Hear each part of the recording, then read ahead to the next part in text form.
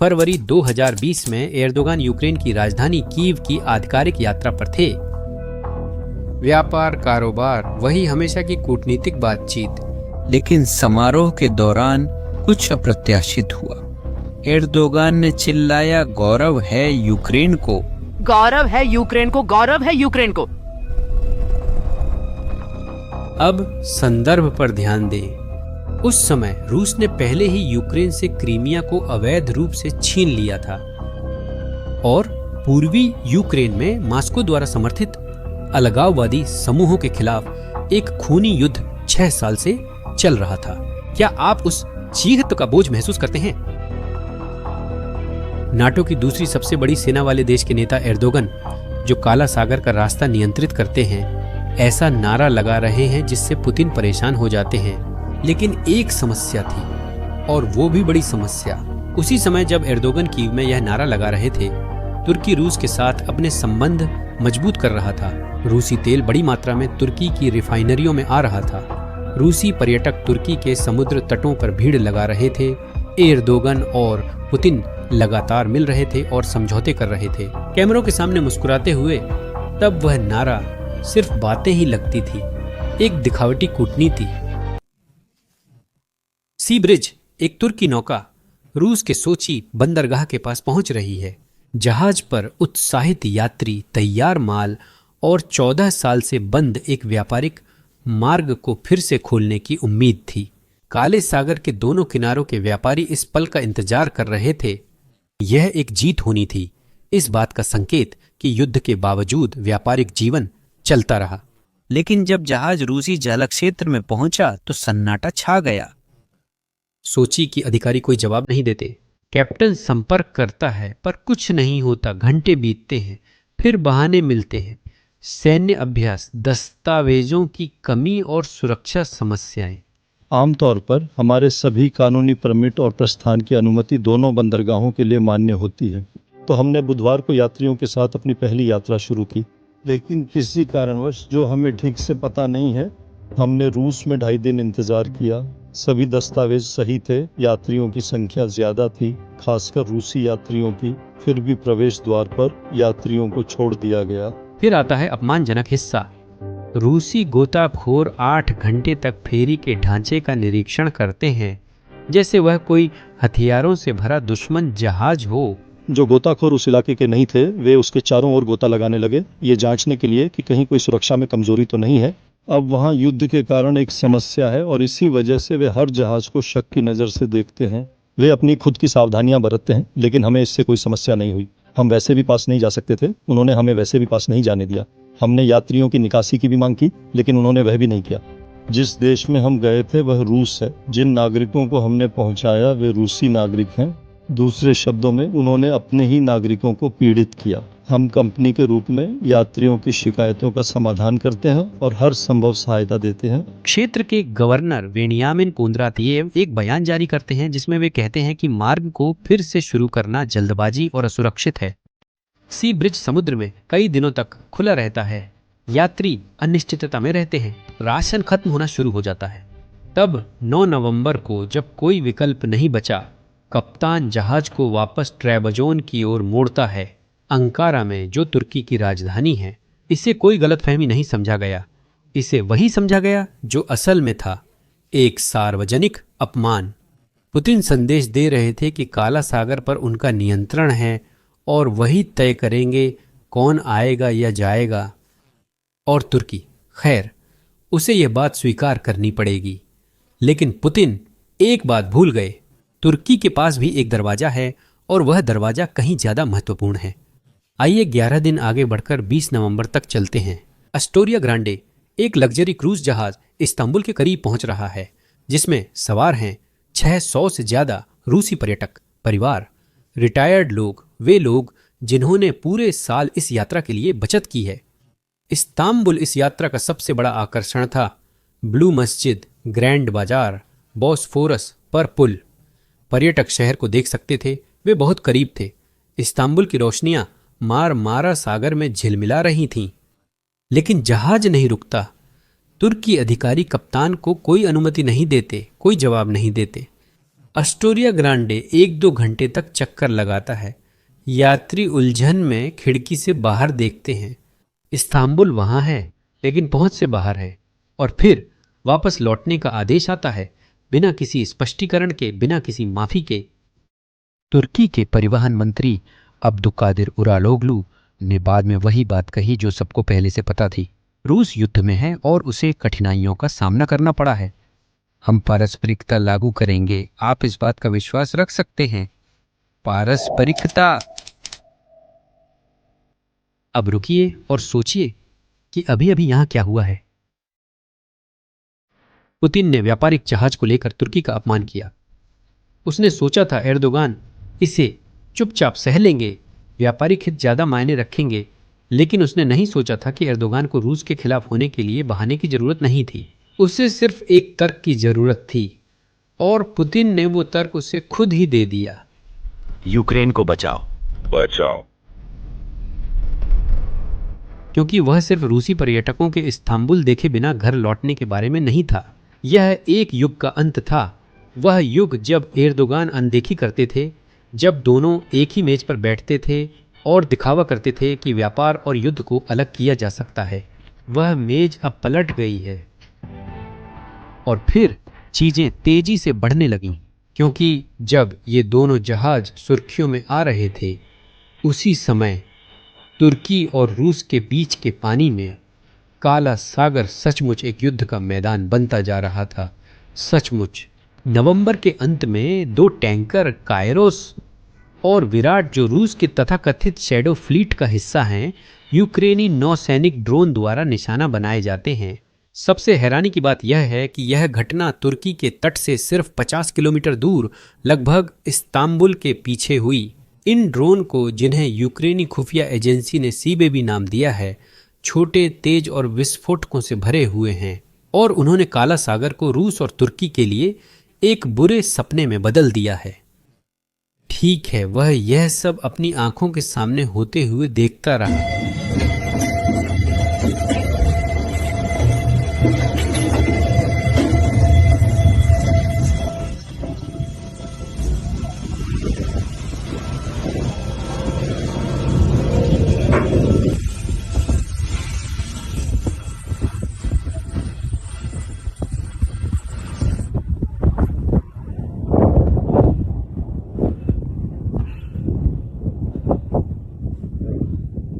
अब आपको एक बात समझनी होगी कि तुर्की की काला सागर के लिए कानूनी जिम्मेदारी है। इसे मॉन्ट्रेक्स कन्वेंशन कहा जाता है, जिस पर 1936 में हस्ताक्षर किए गए थे। इस कन्वेंशन के तहत तुर्की को बोस्फोरस और डार्डानेल्स जलडमरू मध्य पर पूरा नियंत्रण मिलता है, जो काला सागर से बाकी दुनिया के लिए एकमात्र रास्ता है। और यही इस चीज की खूबसूरती है। 2022 में आक्रमण शुरू होते ही तुर्की ने अनुच्छेद 19 के तहत युद्धपोतों के लिए जलडमरू मध्य बंद कर दिए। इसका मतलब था कि काले सागर की रूसी बेड़ा फंस गई। न मदद मिल सकती थी, न ही बाहर निकल सकती थी। लेकिन अब जब तुर्की के तट के पास जहाज उड़ रहे हैं, बारूदी सुरंगें बह रही हैं, तेल पानी को प्रदूषित कर रहा है, तो एर्दोगान के पास अनुच्छेद 21 लागू करने का और भी अच्छा बहाना था। युद्ध का आसन्न खतरा और घेराबंदी को और कड़ा कर दिया। पुतिन ने न सिर्फ राजनीतिक तर्क दिया था, बल्कि उन्होंने कानूनी तर्क भी दे दिया था। और फिर आती है दूसरी चाल, आर्थिक चाल। अक्टूबर 2025 में तुर्की हर दिन रूस से 3 लाख बैरल तेल खरीद रहा था।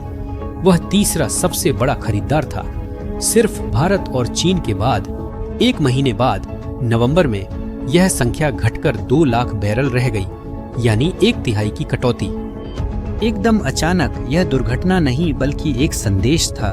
ऐसा लग रहा था जैसे तुर्की क्रेमलिन से कह रहा हो, आपने हमारी नाव का अपमान किया, आपने हमारे लिए अपना बंदरगाह बंद कर दिया, तो अब देखो क्या होता है जब हम आपके लिए अपनी मंडी बंद कर देते हैं। लेकिन अभी आखिरी चाल बाकी थी, जिसकी किसी ने उम्मीद नहीं की थी। वो चाल जो इस सारी व्यापारिक लड़ाई को एक ऐतिहासिक भू राजनीतिक बदलाव में बदल देती है। क्योंकि दिसंबर 2025 में अंकारा, पेरिस और लंदन के बीच गुप्त बैठकों की जानकारियां लीक होने लगी थीं और वहां जो चर्चा हो रही थी वो सिर्फ अब प्रतिबंधों या सुरक्षा परिषद में भाषणों से कहीं आगे की बात थी। फ्रांस, यूनाइटेड किंगडम और तुर्की एक गठबंधन बना रहे थे और यह हथियार भेजने के लिए नहीं था बल्कि यूक्रेन में जमीन पर सैनिक भेजने के लिए था। अब रुको, एक सेकंड के लिए रुक जाओ क्योंकि तुम्हें इसकी गंभीरता समझनी होगी। पुतिन ने 3 साल तक कहा कि यूक्रेन की जमीन पर नाटो की सेनाएं उनकी सबसे बड़ी लाल रेखा है जिस पर कोई समझौता नहीं हो सकता, जिसे वह कभी स्वीकार नहीं करेंगे। यही उनका सबसे बड़ा डर है। और अब नाटो के 3 देश ठीक यही करने के लिए तैयार हैं। अब आप सोच रहे होंगे कि रुको सैनिक, क्या ये सैनिक रूसियों से लड़ेंगे? नहीं, सीधे तौर पर नहीं। और यहीं पर मामला और भी ज्यादा समझदारी भरा हो जाता है। योजना यह है कि वह बनाएं जिसे सैन्य लोग फोर्स ऑफ रीअश्योरेंस कहते हैं, यानी फ्रांसीसी, ब्रिटिश और तुर्की सैनिकों को यूक्रेन के रणनीतिक इलाकों में तैनात किया जाए। कीव, ओडेसा, बेलारूस की सीमा। सामने की लड़ाई में भाग लेने के लिए नहीं, बल्कि यह सुनिश्चित करने के लिए है कि युद्ध विराम होने पर कोई उसे तोड़े नहीं। दिलचस्प बात यह है कि ये तीनों देश ही ऐसा संयोजन है जो काम करता है और हर कोई कुछ अनोखा लाता है। फ्रांस और यूनाइटेड किंगडम कुछ ऐसा लाते हैं जो कोई और यूरोपीय देश नहीं ला सकता। परमाणु हथियार, दोनों के पास स्वतंत्र परमाणु शस्त्रागार हैं। फ्रांस के पास फोर्स डिफ्रेप है और यूनाइटेड किंगडम के पास ट्राइडेंट पनडुब्बियां हैं। यह वही बनाता है जिसे सैन्य लोग फोर्स गैटिल कहते हैं। इसकी तर्क बहुत कठोर है लेकिन सरल है। अगर पुतिन यूक्रेन में किसी फ्रांसीसी बेस पर हमला करते हैं तो वे सिर्फ यूक्रेन नहीं बल्कि नाटो की परमाणु शक्ति पर हमला करेंगे। यह ऐसे है जैसे रास्ते में एक तार बिछा दिया गया हो। अगर आप उस पर ठोकर खाते हैं तो जाल सक्रिय हो जाता है और इस मामले में जाल परमाणु भी हो सकता है।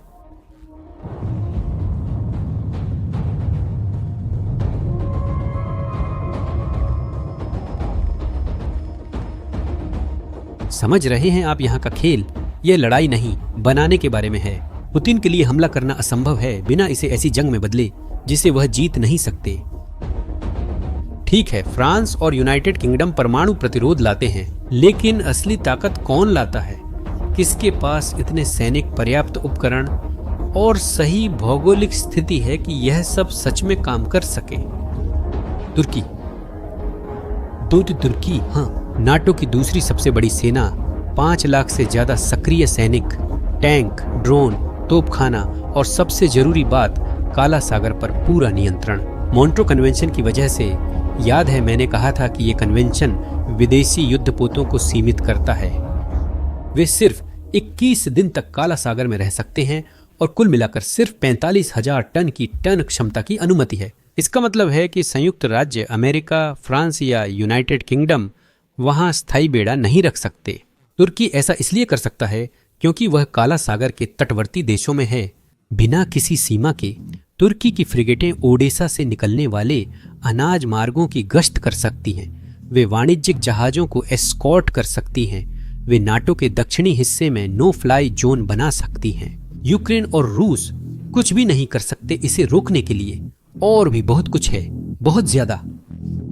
अब आती है वह बात जो शायद पुतिन को नींद नहीं आने दे रही है, सीमा बेलारूस के साथ। इस समय देश के उत्तर में हजारों यूक्रेनी सैनिक बेलारूस की सीमा की निगरानी कर रहे हैं। ये यूक्रेन की कुछ सबसे बेहतरीन ब्रिगेड हैं, अच्छी तरह से प्रशिक्षित, अच्छी तरह से सुसज्जित, लेकिन ये रुकी हुई हैं, बस इंतजार कर रही हैं क्योंकि किसी भी समय रूस उत्तर से एक नया हमला करने की कोशिश कर सकता है, जैसा कि उसने 2022 में किया था। अब सोचिए, फ्रांसीसी, ब्रिटिश और तुर्की सैनिक इस सीमा को संभालते हैं, बेस बनाते हैं, एयर डिफेंस सिस्टम लगाते हैं और निगरानी चौकियां बनाते हैं। उन हजारों यूक्रेनी सैनिकों का क्या होगा? वे आजाद हो जाएंगे। आजाद होकर पूर्व की ओर जा सकते हैं, डोनबास की तरफ, जापोरिजिया की तरफ, ठीक वहीं जहां रूस सबसे ज्यादा फैला हुआ है, जहां पुतिन को सबसे ज्यादा सैनिकों की जरूरत है। समझ रहे हैं इसका क्या मतलब है? गठबंधन बिना एक भी गोली चलाए युद्ध का संतुलन बदल देता है। यह शुद्ध शतरंज है। आप मोहरे चलाते हैं, दूसरों को आजाद करते हैं, विरोधी को प्रतिक्रिया देने के लिए मजबूर करते हैं और पुतिन उनके पास प्रतिक्रिया देने के लिए बोर्ड पर पर्याप्त मोहरे नहीं हैं। और यहाँ आप समझेंगे कि यह रूस के लिए पूरी तरह से तबाही क्यों है, क्योंकि इसका कई मोर्चों पर असर पड़ेगा। सबसे पहले सैन्य रूप से रूसी सेना यूक्रेन में फंसी हुई है। सबसे बेहतरीन यूनिटें थक चुकी हैं। रिजर्व बलों को बुला लिया गया है। पुतिन के पास नाटो की सेनाओं के खिलाफ एक नया मोर्चा खोलने का कोई तरीका नहीं है, बिना इसे एक पूर्ण युद्ध में बदले जिसे वह जीत नहीं सकते। इकोनॉमिको के अनुसार तुर्की ने तेल की खरीद बंद कर दी है। शैडो फ्लीट को नष्ट किया जा रहा है। काले सागर में पश्चिमी प्रतिबंध और कड़े हो रहे हैं और अब तुर्की द्वारा जलडमरू मध्य तक पहुंच और सीमित करने के साथ रूस आर्थिक रूप से घुट रहा है। नौसेना के अनुसार काले सागर की फ्लीट फंसी हुई है, न बाहर जा सकती है, न ही उसे मजबूत किया जा सकता है। और अब तुर्की की फ्रिगेटें पानी में गश्त कर रही हैं, यहाँ तक कि खुद काले सागर के अंदर भी ऑपरेट कर रही हैं। तो यह खतरनाक होता जा रहा है। और चौथा, सबसे बुरा, वह सिद्धांत जिस पर पुतिन ने अपनी पूरी विदेश नीति बनाई थी, वह खत्म हो गया है। दशकों तक रूस ने एक सरल विचार के साथ काम किया है। पड़ोसी देश जिन्हें वे नजदीकी विदेश कहते हैं, वे मॉस्को के विशेष प्रभाव क्षेत्र हैं। नाटो अंदर नहीं आता, पश्चिमी सेनाएं कदम नहीं रखती, यही नियम है, यही रेड लाइन है। पुतिन ने हजारों बार घोषणा की है कि यूक्रेन की जमीन पर नाटो की सेनाएं अस्वीकार्य हैं। इस पर कोई समझौता नहीं हो सकता। यही वह बात है जिसके लिए वह यह युद्ध लड़ रहे हैं। फ्रांस, यूनाइटेड किंगडम और तुर्की न सिर्फ इस रेखा को पार कर रहे हैं, बल्कि वहां बेस, ट्रेनिंग सेंटर और ऑब्जर्वेशन पॉइंट्स भी बना रहे हैं। और ये सब अंतर्राष्ट्रीय मंजूरी से हो रहा है। और पुतिन कुछ नहीं कर सकते। जानते हैं सबसे विडंबना क्या है? सब कुछ एक नाव से शुरू हुआ था। अब मुझे एक बात बताओ, क्या तुम्हें लगता है कि पुतिन ने तुर्की को अपमानित करके गलत आकलन किया, या फिर एर्दोगान बस मौके का इंतजार कर रहे थे खेल पलटने के लिए? अपनी राय कमेंट्स में बताएं। और अगर इस कंटेंट ने आपको इस युद्ध में क्या हो रहा है, इसे बेहतर समझने में मदद की हो तो जरूर बताएं। इसे किसी ऐसे व्यक्ति के साथ साझा करें जिसे यह जानना जरूरी है, और चैनल को सब्सक्राइब करें ताकि आप अगले वीडियो मिस न करें। अगली बार तक अलविदा।